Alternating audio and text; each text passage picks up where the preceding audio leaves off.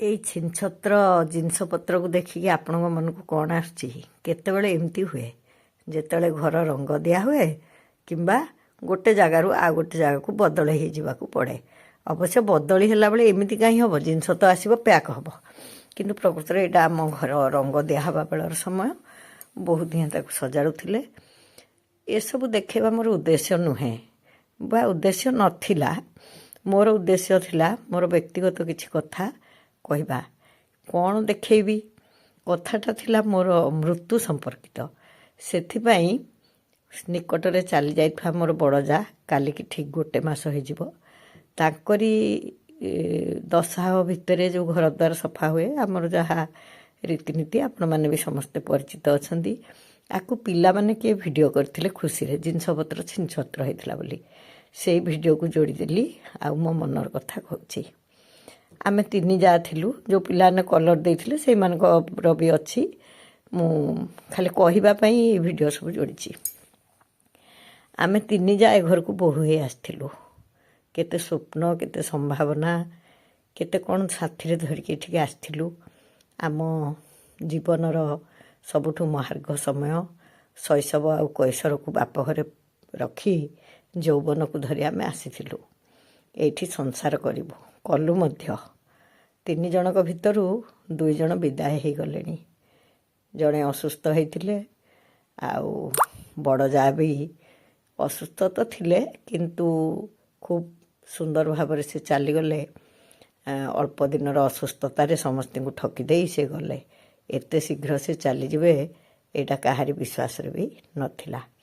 ଗୋଟେ ଧାଡ଼ିରୁ ଯେତେବେଳେ ସମସ୍ତେ ଚାଲିଯିବେ, ଆପଣ ଏକା ରହିଯିବେ, ଆପଣଙ୍କର ନିଶ୍ଚୟ ଟିକେ ଭାବାନ୍ତର ଆସିବ। ମୋର ବି ସେଇ ଅବସ୍ଥା ହେଲା। ସେଇଥିପାଇଁ ହିଁ ଆଜି ମୁଁ ଏ ଭିଡ଼ିଓ କରୁଛି। ସବୁ ଏଠିକାର କାମ ପରେ ଅପାଙ୍କୁ ସ୍ୱର୍ଗଦ୍ୱାରକୁ ନିଆଯାଇଥିଲା। ଆଉ ସୌଭାଗ୍ୟବଶତଃ ସେଦିନ ମୁଁ ସ୍ୱର୍ଗଦ୍ୱାରକୁ ବି ଯାଇଥିଲି। ସ୍ୱର୍ଗଦ୍ୱାରକୁ ଗଲା ପରେ ମୁଁ କ'ଣ ଦେଖିଲି, ସେଇ ସବୁ ହିଁ ଆପଣଙ୍କୁ ଦେଖାଉଛି। ଆଗରୁ ମୁଁ ଗୋଟେ ଥର ଅବଶ୍ୟ ସେଠିକି ଯାଇଥିଲି। ମୋର ଗୋଟେ ସାନ ଭାଇ ବୁର୍ଲାରେ ଚାଲି ଯାଇଥିଲେ। ସେ ବୁର୍ଲାରେ ଥିଲେ ମେଡ଼ିକାଲ ଅଫିସର।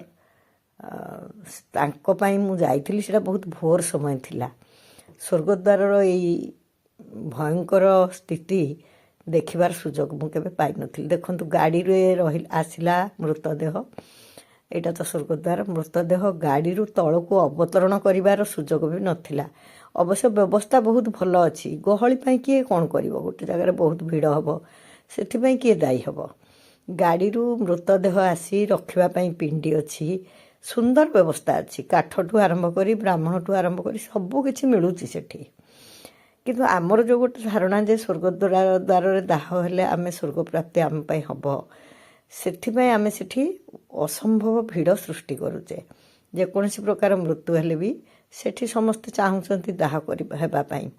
କିନ୍ତୁ ଏଇଥରର ଅନୁଭୂତିରୁ ମୋତେ ଲାଗିଲା, ସ୍ୱର୍ଗପ୍ରାପ୍ତି ଆଶାରେ ମୁଁ ଯଦି ସ୍ୱର୍ଗଦ୍ୱାରରେ ଦାହ ହେବାର କାମନା ରଖୁଛି, ମୋତେ ଯେଉଁମାନେ ନେଇକି ଯିବେ ସେମାନଙ୍କର କଷ୍ଟ ଏତେ ଅଧିକ। ଦେଖନ୍ତୁ, ପିଣ୍ଡିରେ ଜାଗା ନାହିଁ, ତଳେ ରଖିଛନ୍ତି। ସେଦିନ ମୁଁ ଯାଇ ବୁଝିଲି 87ଟି ଶବ ଆସିଥିଲା।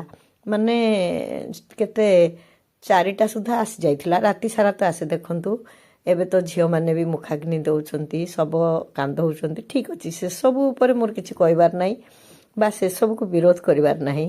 କିନ୍ତୁ ଆମେମାନେ ଯେଉଁ ଆଶା ରଖୁଛେ ମନରେ ଆମେ ସ୍ୱର୍ଗଦ୍ୱାରକୁ ଯିବା, ଏଇଟା ସମସ୍ତେ କରିବା ଦ୍ୱାରା ସେଠି ଭୟଙ୍କର ଭିଡ଼ ହେଉଛି। ଆଉ ସେଠି ଯେଉଁ ଭଳିଆ ଧୂଆଁ, ଯେଉଁ ଭଳିଆ ପରିସ୍ଥିତି, ମୁଁ ଆପଣମାନଙ୍କର ଯାହାର ପ୍ରତ୍ୟକ୍ଷ ଅନୁଭୂତି ଥିବ ସେଇଟା ନିଶ୍ଚୟ ଆପଣମାନେ ଅନୁଭବ କରିବେ। ମୁଁ ଏମିତି ମାନେ ମୋତେ ଲାଗିଲା, ବାବାଇ ସେଇଟା ଅନୁଭବ କରିକିରି ମୋତେ ସମୁଦ୍ର କୂଳ ଆଡ଼କୁ ଡାକି ନେଲା। ସେଠି କିଛି ସମୟ ମୁଁ ସମୁଦ୍ର କୂଳରେ ବସିଲି। ଫେରିଲା ବେଳେ ସେଠି ଟିକେ ନାଲି ଚାହା ବି ପିଇଲି। ମୋତେ ଟିକେ ଭଲ ଲାଗିଲା। ଅବଶ୍ୟ ଆତ୍ମୀୟଙ୍କର ଶବଦାହ ଦେଖିବା ପାଇଁ ଯେ କେତେ ଦୃଢ଼ ମାନସିକତାର ଆବଶ୍ୟକତା, ମୁଁ ତ ସେସବୁ ଦେଖିନି କି ଦେଖିପାରିବିନି। ମୁଁ ସେ କଥା କହୁନି। କିନ୍ତୁ ଆମେ ଯେଉଁ ମନରେ ପୋଷଣ କରୁଛେ ସେଇଟା ପାଇଁ ହିଁ ମୁଁ ଏ ଭିଡ଼ିଓଟି କଲି। ମୁଁ ତ ମନା କରିଦେଇଛି ପିଲାଙ୍କୁ ଯେ ମୋତେ ତୁମେ ସ୍ୱର୍ଗଦ୍ୱାରକୁ ନେବନି।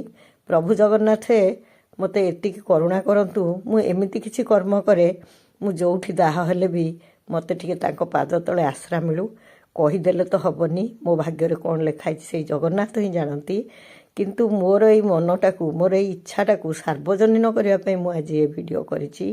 ଯେଉଁମାନେ ବି ଆପଣ ଏ ଭିଡ଼ିଓ ଦେଖୁଛନ୍ତି ବା ମୋ ପରିବାରରେ ବି ମୁଁ କହିଛି, ମୋତେ ସ୍ୱର୍ଗଦ୍ୱାରକୁ ମୋ ପିଲାମାନେ ନେବେ ନାହିଁ। କାହିଁକିନା ସେଠି ଆତ୍ମୀୟମାନଙ୍କର କଷ୍ଟ, ମୋର ସ୍ୱର୍ଗ ପ୍ରାପ୍ତି ପାଇଁ ଗାଁରେ ଅପେକ୍ଷା କରିଥିବା ଆତ୍ମୀୟ ହୁଅନ୍ତୁ ବା ସାଙ୍ଗରେ ଯାଇଥିବା ଆତ୍ମୀୟ ହୁଅନ୍ତୁ, ସେମାନଙ୍କର କଷ୍ଟ ବହୁତ ଅଧିକା। ତାପରେ ସେଠି ଟିକେ ଭିଡ଼ କମିଲେ ଏଇ କଷ୍ଟର ଲାଘବ ହେବ। ଅନ୍ତତଃ ମୁଁ ଜଣେ ସେଥିରୁ ନିବୃତ୍ତ ହେବି। ଆଉ ସମସ୍ତଙ୍କୁ କହିବି, ନିଜ ଗାଁ ଶ୍ମଶାନରେ ନିଜର ସମସ୍ତଙ୍କ ପ୍ରିୟଜନ ମେଳରେ ଦାହ ହେବା, ସତ୍କର୍ମ କରିବା, ଯେଉଁଥିରେ ପ୍ରଭୁ ଜଗନ୍ନାଥ ଆମକୁ ତାଙ୍କ ଶ୍ରୀଚରଣରେ ଆଶ୍ରା ଦେବେ।